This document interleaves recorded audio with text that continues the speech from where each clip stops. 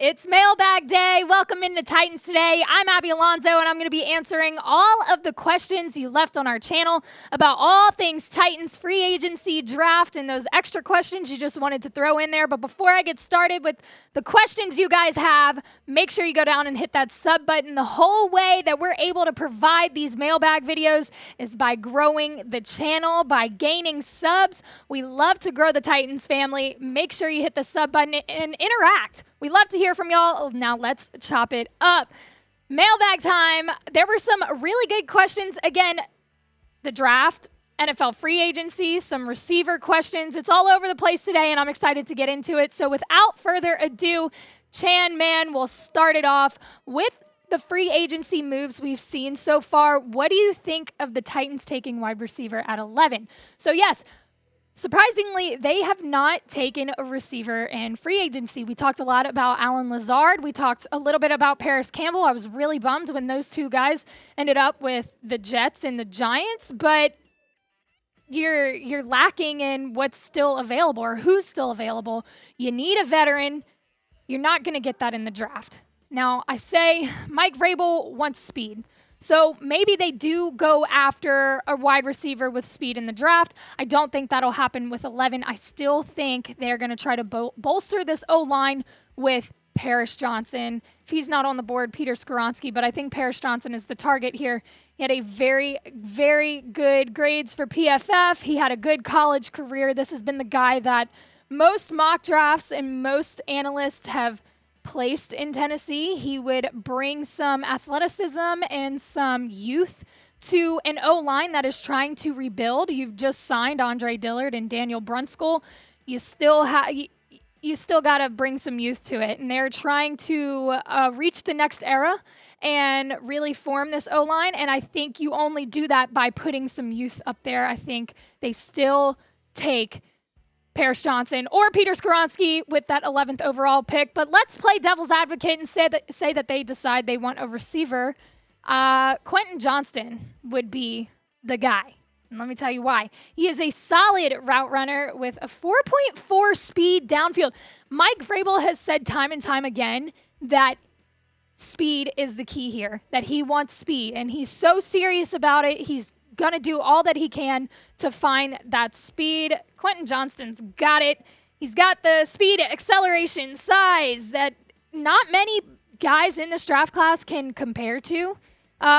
He's probably going to be the first one off the board. Whether he fits with Treylon Burks in the offense is not a question. I think he'd be great with them. It's just a matter of, is Tennessee going to go after him with that 11th overall pick? I still don't think so. I still think they're going to try to bolster the O-line with that 11th overall pick. Big Dog, sign Odell Beckham Jr. Well, that would be fun, wouldn't it?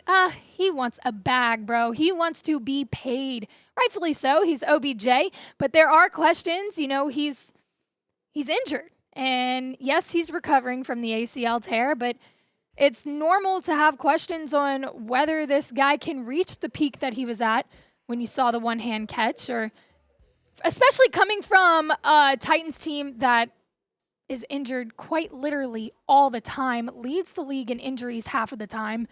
You got to take these things into consideration. So yeah, you see this big name receiver who flashes, and it's a sexy name. You want OBJ on your roster, but you also have to take into consideration the injury history and whether he can reach where he once was. There's also talk about him ending up with the New York Giants or the Dallas Cowboys. So as much as we would like to see it happen, maybe in another world, I don't think it happens. Chase Street, are we going to try and re-sign Dobbs, or are we going to look for another option elsewhere for a backup quarterback this year? I think re-signing Josh Dobbs would be smart. He did very well in the last 2 games of the season, the ones where he started. He did much better than Malik Willis, but the problem is he's a free agent and Willis is not. I don't think they part ways with Willis. I think they should re-sign Dobbs if they don't go after Hendon Hooker in this draft. Hear me out. I know there's been talk Ryan Tannehill's going to ride it out this year. He's got 1 more year on his contract. Right, that makes sense. Worry about a quarterback next draft year, which 2024 draft class, arguably better than the 2023 draft class, quarterback draft class. But Hendon Hooker has just met with the Texans. He is lined up to meet with the Titans before the draft, as well as the Colts. I believe 2 other teams too, Giants and the Bucs. That's right. Thank you, Sam. It could just be a meeting. They meet with everybody before the draft. But as a Tennessee fan, you would love to see Hendon Hooker end up in Tennessee, especially considering how well he did before that ACL injury. He is ahead of schedule on the healing process. That injury is healing quite fine, and he will be ready for the NFL season. So as far as signing Josh Dobbs, I think that's the smart move if they don't go after Hendon Hooker, which it doesn't really look that way, but Carthon is doing some crazy things in Tennessee. You really don't know what's going to happen. I would re-sign Josh Dobbs, though. Yes. Name a free agent you want the Titans to sign. They've signed 5 already. They passed up on a couple that we thought they might sign. Name one that you think they should sign. I'm going to throw one out there. Isaac Seumalo. Carthon, if you ever see this video, please go get him. Nathaniel Allison. As a fan, I don't mind a rebuild, but you got to have some players to build your team around. Correct. My question is, who are those players right now? I see 0 on offense minus Henry, who is rumored to be traded. We need talent, simple as that. Okay, yes, you're right. When you rebuild, you need people to rebuild around. Derrick Henry is one of those people. However, he is about to get to 30 years old, which is not the ideal age for a running back, a franchise running back. He's still got a lot of gas left in the tank, though. Don't doubt him on that. Treylon Burks, dude. I know we didn't see a lot from him in his first year because of the turf toe and the concussion, and just the offense for Tennessee just went downhill the second half of the season. But don't forget who he was, because this man was drafted for a reason at Arkansas. 66 receptions, 1,100 yards, 11 touchdowns, 16.7 average for each catch. He has shown, he's flashed when he's healthy, that he can translate that success to the NFL. So that is a player that you rebuild around. I think he goes off in his second year. I think you need to, again, keep working on that O-line. Pair him with another receiver who can help take the load off a little bit and have a duo going on. And I think those are 2 guys you rebuild around on the offense. So don't forget about Treylon Burks. Derrick Henry, I don't think he's going to be traded. Don't quote me on that, because NFL is crazy right now especially. But I don't think Derrick Henry is going anywhere. I think Carthon is piecing things together. Just hang tight. Be patient. He is a smart man. He has proved that. Just trust the process right now. We're going to keep going on with the questions, but before I continue with those questions, let me tell you about our sponsor, Fanatics. They've got great Titans gear, and look, I know over there in Nashville, it can be cold one day, it's hot the next. Get this cool duo so that you have Titans gear, whether it's 40 degrees outside or 85. You'll be set to go for the off season, for the season when it is cold outside, and you'll look good and feel good. So head to chatsports.com/Titans combo and get this sweet Titans combo, long sleeve, short sleeve. You'll look great. Nuclear XN, trade for Jonah Williams. Okay, so yes.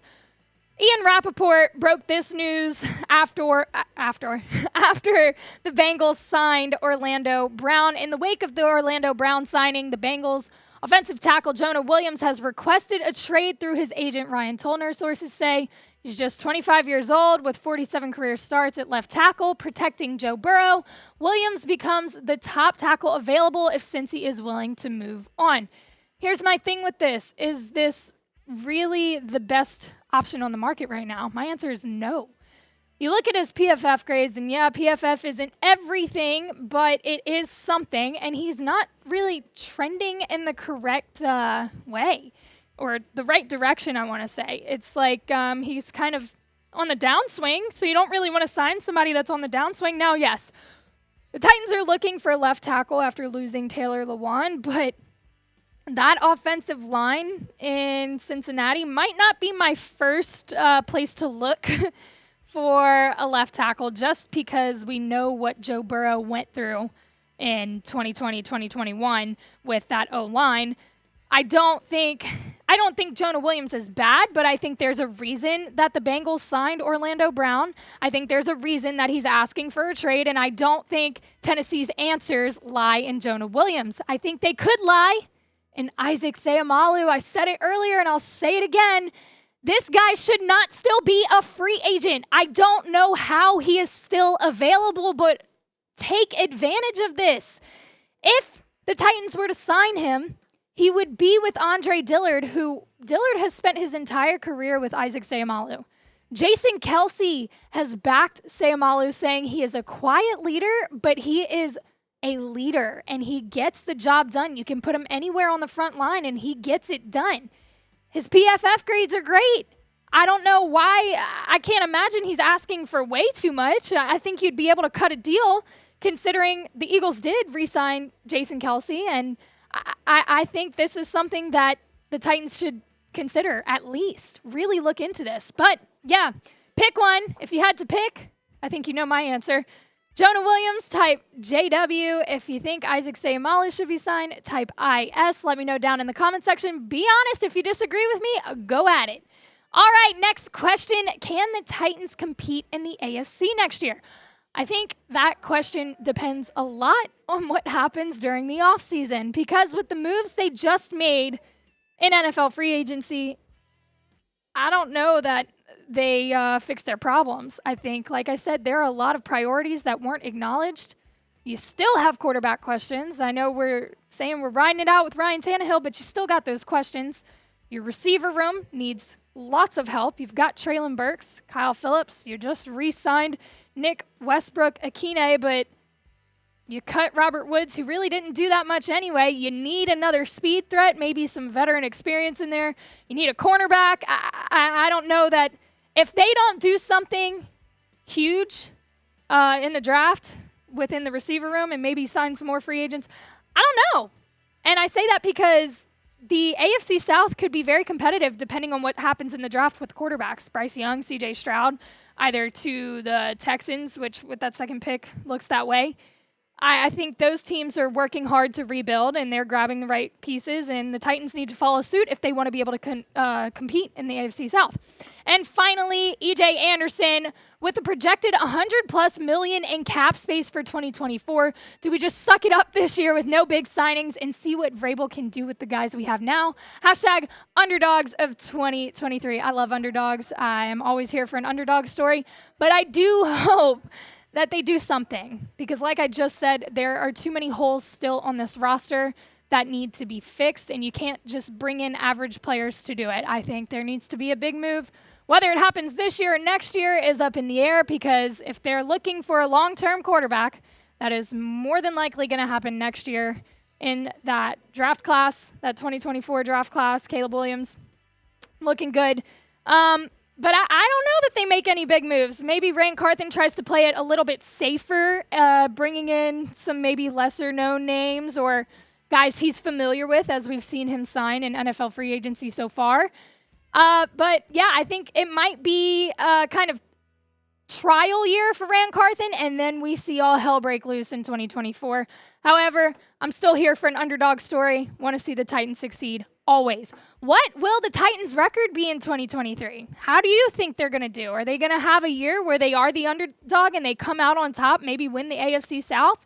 Or is it going to be another landslide of a year where they start off really strong and then just lose it all at the second half of the season? Let me know. Give me your best guess. It can be crazy. Just give me a guess. Head down to the comment section. Let me know what you think the Titans' record will be in 2023.